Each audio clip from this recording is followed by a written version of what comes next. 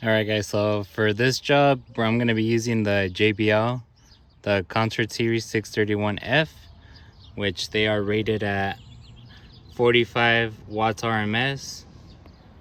These are the 6.5s, and go to the back of the box here.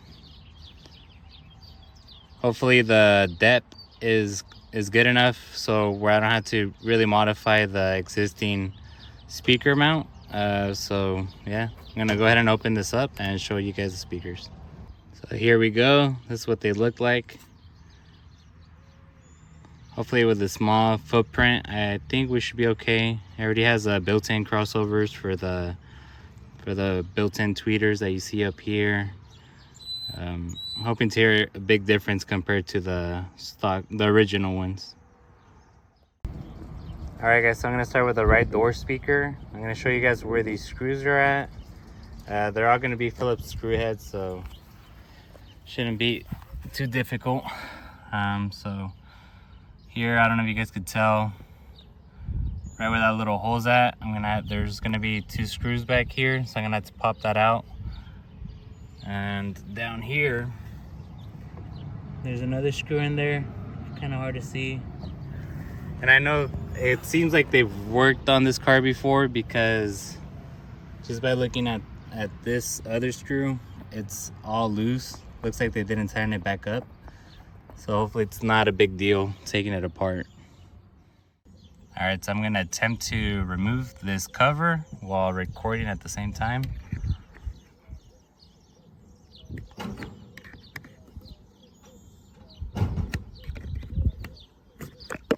There we go.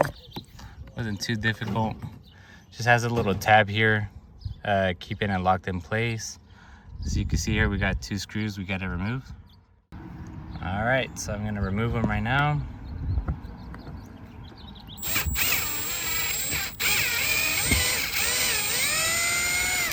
These aren't too long, and they're being held just by these like plastic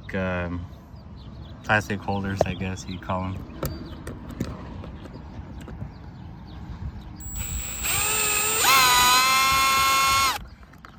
All right, now that these 2 are out, I'm gonna go ahead and work on the next one. Real quick, just before I forget, this is what the screw looks like. The ones I just removed up here. I'm gonna make sure I keep track of which one is which, so I know where they go back. So I took off the screw from down here. I did it off camera just because I found a little bit of issues getting it removed. Kind of seems like it wasn't either put on right or maybe just spinning through the back, but got it out now. So now that I got those 3 screws removed, I'm gonna go ahead and try to get this one removed. Gonna have to possibly I'm pretty sure there's like a nut back here or something, so I'm gonna try to pry in there, get a hold of it, and then unscrew it. So I just got the last screw out, which has this rubber grommet around it. So this little piece back here, it does spin, so just gotta apply some pressure to the back of it to prevent it from spinning, and it should come right out. Now I just gotta go ahead and start prying this plastics and get this door panel removed, which, disclaimer, it is gonna have to go over this, so I'm gonna try to get this all on video.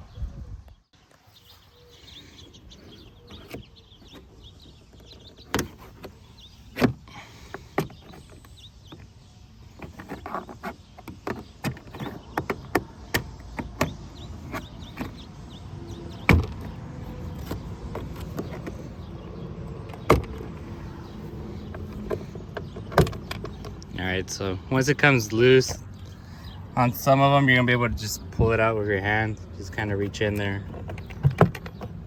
It's all loose right here. It's all loose. So this is gonna stay on, and the door panel is just this. So we're gonna get that removed right now. Okay, so there's gonna be a few things we're gonna have to disconnect. Like for instance, this light down here. Pretty sure these probably have a plug. This might have a plug also, and then the door handle will also have to get removed. Well, not removed, just disconnected. So be careful here. You don't want to go up too high. Just kind of want to wiggle it out.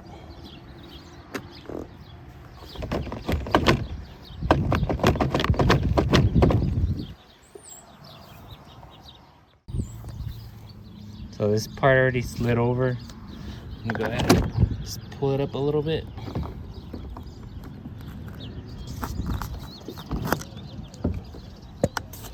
And make sure you don't let the door go, because you guys can see here, I have to disconnect this right here. So I gotta be very careful, because I believe this plastic right here is very fragile. So I'm gonna try to disconnect this plug right here. Comes up fairly easy. The door panel one. Oh, I ended up unlatching this green piece, just give me some more wiggle room. I don't know if you guys could see, but down here there's an opening on the white plastic. I'm gonna go ahead and try to remove it out. And I do this off camera just to be safe. So I didn't use any tools to remove it out here. Just kind of put a little pressure on the plastic that way as I was pulling it this way, and after that just pull it right out, and then there we go. So we'll move down here. It's gonna be 2 more plugs. There's this white one down here, which the tab is gonna be on this side.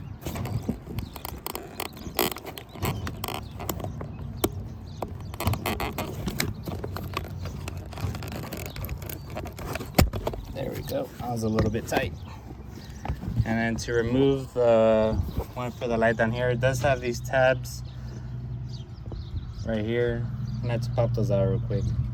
So to disconnect the light from down here, simple twist and pull. You can see it's still illuminated right now. So now you just gotta pop these out.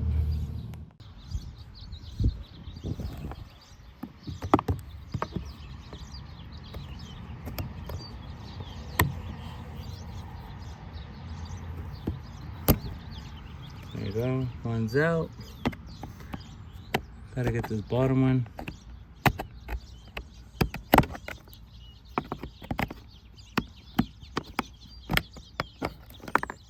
Try to wiggle it out a little bit. Oh, never mind, this one just came right out. All right, so with everything unplugged, the door panel has been removed. Looking at the door speaker, it does look like it's the original one, so I don't know for what reason this door panel has been open before, unless they replaced the broken one before. But just looking at the speaker, you can tell right here it is ripped. So I mean, if these are the originals, I mean, they're like 16 years old, so I mean, it's time for an upgrade. So hopefully these speakers complement the car. All right guys, so now I'm just gonna remove these 3 Phillips screws around here. The speaker should come right out. We'll unplug it, and then we'll compare it to the other speaker I'm gonna put on.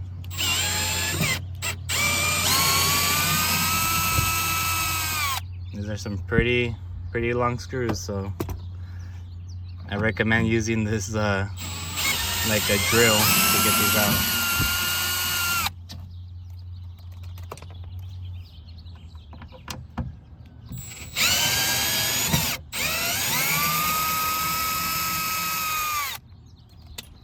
Okay, got the 3 screws out. It has these little tabs, which come right out.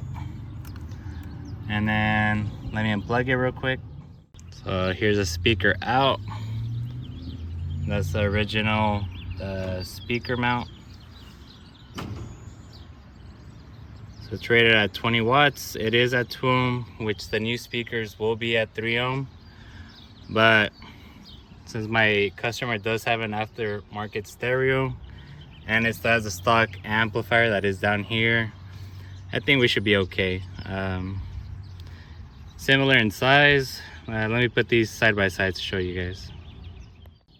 So here we go. This is a side by side comparison of the old ones.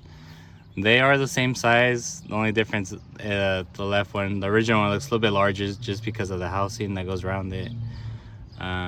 This one does have the tweeters built in, which should help with the vocals and the music. Looking at the magnet is a little bit bigger than the JBLs. but we will have to find out where. So once I listen to a few songs, I will be able to give you guys a better comparison between the JBL and the originals. I believe that JBLs will sound better, obviously. I mean, these are blown out, so I mean, it's gonna be day and night, hopefully, for my customer. And so for the installation, obviously on Crutchfield is where I got the speakers from. It does not say they'll fit in the front door speakers because you might have to customize them a little bit, but I did get the Honda harness, which obviously it works for Acura, which is just plug and play, so it'll hook right up to the original one. So all right, so I'm gonna go ahead and plug it in, which does have this tab up here, so pretty straightforward. The opening's on this side. Okay, it's locked in place. Now these will go hooked up to the speakers. Little one's obviously the negative, and this white one, which is larger one, for the positive.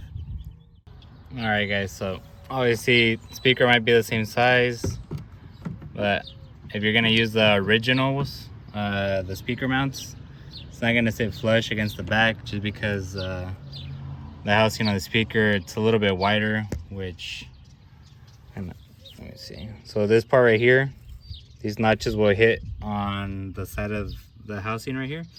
So I'm gonna go ahead and remove this, modify it a little bit, and just put it back in.